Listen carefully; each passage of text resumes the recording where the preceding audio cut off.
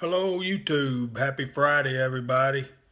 It's late over here on the East Coast side of things, but we've been, sorry I'm having to go back to the handheld method tonight. I got so much to show y'all. Tonight we want to kick off our 35 Remington load series. Mike Treen and the Lever Action Gypsy been talking about it on the Reloader Network, so we want to kick this thing off. And as y'all can see, I have this is what I call the standard for the 35 Remington. Hornady's Lever Revolution. We also have the Lee 2nd edition modern reloading book.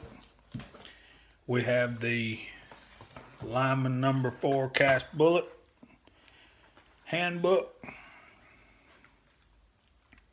I watch a lot of 76 Highboy. He says the first thing we need to do when we start a reloading project is to identify our bullets. So let's look at these bullets right here. First of all, you see these Hornady FTX. These are the exact same thing that's in the Hornady Lever Revolution. And to go with that, we have the Hornady Lever Revolution powder. I started bringing my rifle over. We're in the reloading room today. But I figured everybody knew what a Marlin 336 looks like. You see those black containers right there is pretty much every round that's been shot out of my rifle since it was brand new. I bought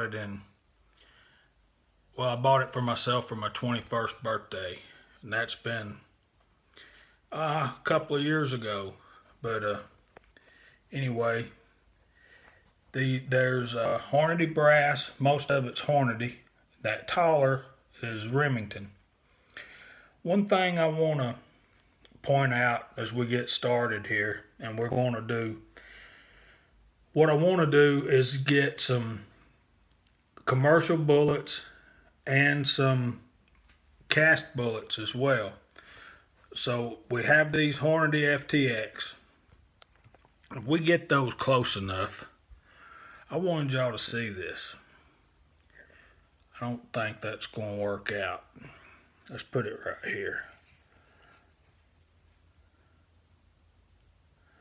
I can't seem to get it to focus. Anyway, if you could see it and if it would focus, these are pretty expensive bullets. There you can see it. It's that little bitty line down the ogive of the bullet there. Anyway, for a bullet that expensive, that was rather shocking to me. About a year or so ago, when I started trying to learn to reload, I found these bullets at Midway USA. They are factory seconds of the exact same bullet. And even though y'all can't see it, I can. Can you see those little lines on the ogive right there? Right in there? I ain't doing nothing but messing it up. Anyway, with the factory second bullets, I could understand that a little bit. But with the expensive Hornady bullets, I wouldn't expect that. And here we have Sierra Pro Hunters, 200 grain. Those are Sierra makes fine stuff. I guess everybody knows that. One thing I'm concerned about there is it's a blunt tip, but I think it's blunt enough to be able to stay off of the primer and the tube in front of it. So while we're on that subject, let's flip in here and see if we can find this particular bullet. Let me read y'all a little history of the 35 Remington. And let's look at this bullet while I do that. The 35 Remington has been a popular brush cartridge for deer hunting for many years, and is most commonly found in Marlin's 336 lever-action rifle. Shooters reloading for Marlin rifles with micro-groove rifling should cast bullets with a hard alloy and keep velocities below 1,600 feet per second for best accuracy. Only flat or blunt nose bullets should be used in rifles with tubular magazines. Lyman Bullet 358315, that's 358315, was originally designed for this cartridge. So if you look at that bullet and that drawing right below it, you can pretty much see that that Sierra bullet there has probably got a flatter tip than that Lyman bullet does. So I think we're going to be fine there. One thing we also need to understand about tubular magazines, which I think most of you do, but these bullets right here that have the polymer tip, these tips are flexible.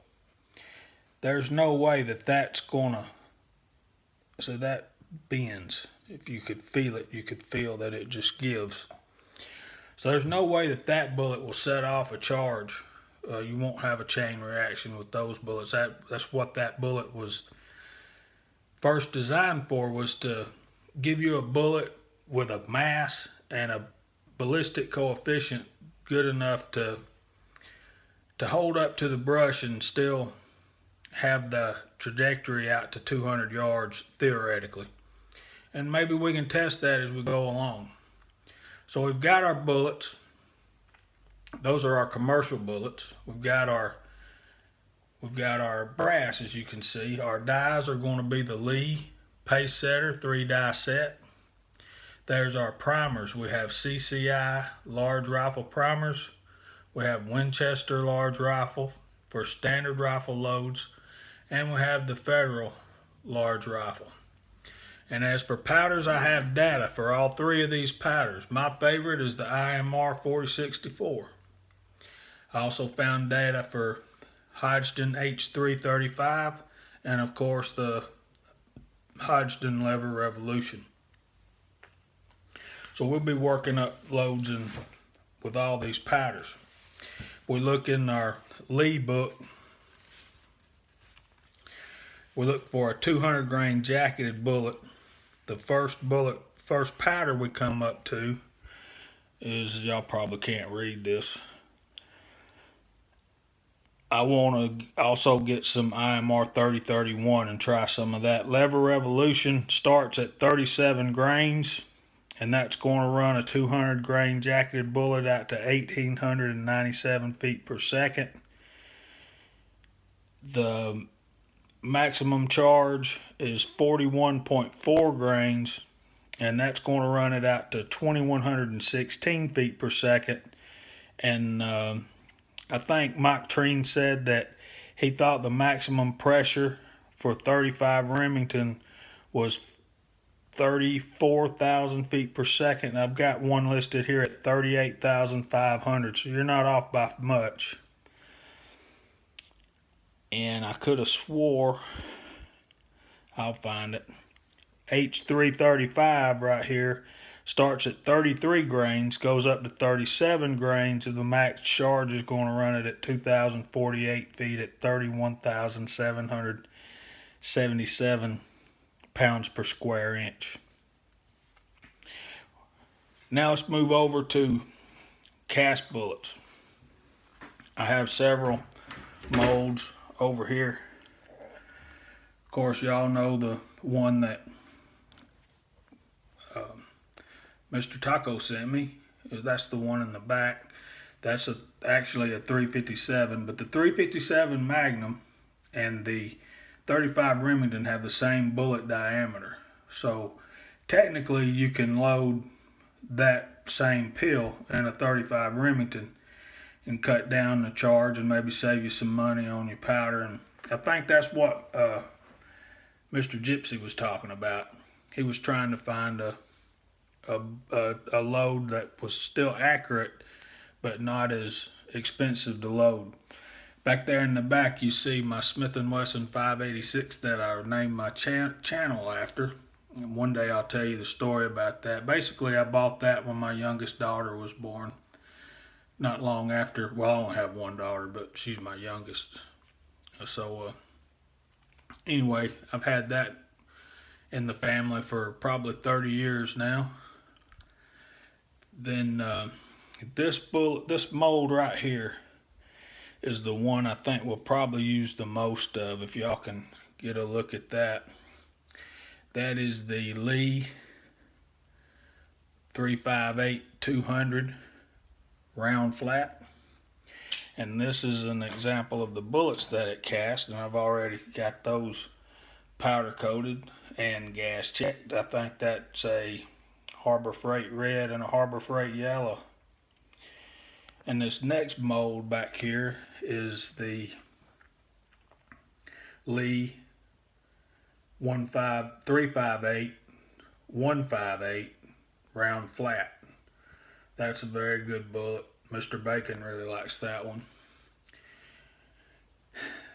Then I told you about Mr. Taco mold, but this mold right here, this one is a mold I got at an estate sale. I ran up on 4 of these. These are Lyman molds, and that particular one I believe is the same as the Taco mold. It is, maybe y'all can look it up and give me some more information. That is a Lyman 358477. Can you see that? And if I did my research correct, that is a 150 grain semi-wad cutter. It looks very similar to the Taco mold. And then that same estate sale, I found this mold, which is basically the same thing, only 5 grains heavier. And then this one that we'll maybe doing some work with if we ever get to 30-30 and 30-06. This is a 311. Let me get the number for you. Maybe y'all can help me with some research. This is a 311-410. Can you see that? There you go. 311-410. And let me open it up for you. It's a 1 cavity mold, but it's in great shape. And you can see that it's a little bit of a round point. If we use it in the 30-30, we'll have to single load it or double load it so we don't have them stacked in on the tube. But got a friend at work who's got a son who's, I think he's 10, who has a bolt action 30-30. I'd love to get my hands on something like that. We can make some tack drivers for sure with that. But I just wanted to kind of kick off the 35 Remington series with y'all tonight. Get these components in your mind.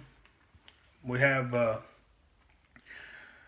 going to have 1 cast rifle mold and several 357 Magnum molds that we can load in 35. And I even have some berries. Technically they're copper plated. They're a little bit different. Now when we get into the cast lead, we're going to have to be testing our hardness. There's a chapter in the Lee book and a chapter in the Lyman book about the metallurgy of cast bullets, about concentricity, how fast you're going to push them as opposed to the hardness of the lead, so you make sure you don't get any leading. It's imperative that bullet mushroom out into your groove so you get the good accuracy. You don't have any molding, you don't have any gas cutting or anything like that. So we'll be studying that as we go along. And to aid in that, I don't have a Lee hardness tester, but I've got some artist pencils. And I've got a couple of sets of these. And Gun Fun ZS helped me out with this. We have the list of